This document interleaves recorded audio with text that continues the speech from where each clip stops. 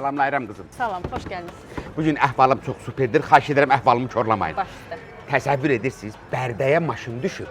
Bir qəpik xərcləmədən Bərdəyə gedəcəyim və gələcəyim. Havayı. Ne güzel. Ona görə keyfimi korlamayın. Bunu zəhmət olmasa vurun deyəcəyim. Tamam, verin bəri. Qiymətini gördünüzmü? Bəli. Mən də bilirəm, sizi yoxlayıram prosto. İndi onu açın, onu zəhmət olmasa bu butulkanı doldurun, mən bunun pulunu verəcəyim. O çoxdur mənə.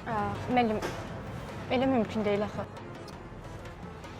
Mən xahiş etdim axı ki, mənim əhvalımı korlamayın. Deyirəm ki, mən Bərdəyə gedirəm. Bu qədər suyu nə edəcəyəm? Çinməyəcəyəm ki, mənə bu qədər su kifayət edir. Bərdəyə hətta qayıtmağa, hətta evdə də içməyə mənə bəs edəcək. Mənə artıqdır bu. Amma mən bunu aça bilmərəm axı. Bu qeyri-mümkündür. Mən sizə sonuncu dəfə xəbərdarlıq edirəm. Mən sizə söylədim ki, mən Bərdəyə gedirəm. Nə üçün getdiyimi bilirsinizmi? Mən Bərdəyə ət almağa gedirəm. 350 qram orada ət saxlatdırmışam.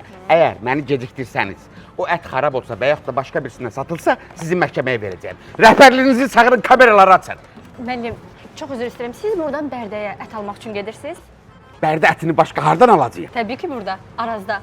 Arazda nəinki Bərdənin, hətta İmişli və Ağcabədidən də ətlər xüsusi keyfiyyət standartlarına uyğun olaraq gətirdilir. Bərdə ətini burada ala bilərsiniz. Getməyə ehtiyac yoxdur.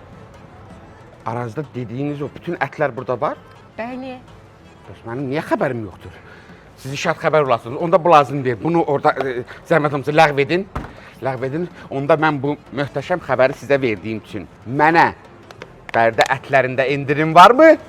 Axı bu xəbəri mən sizə verdim. Tamam, ayaq adamsan. Yaxşı, tamam. Çox sağ olun. 7 saat qabaq düşdüm sayənizdə. Təşəkkür edirəm.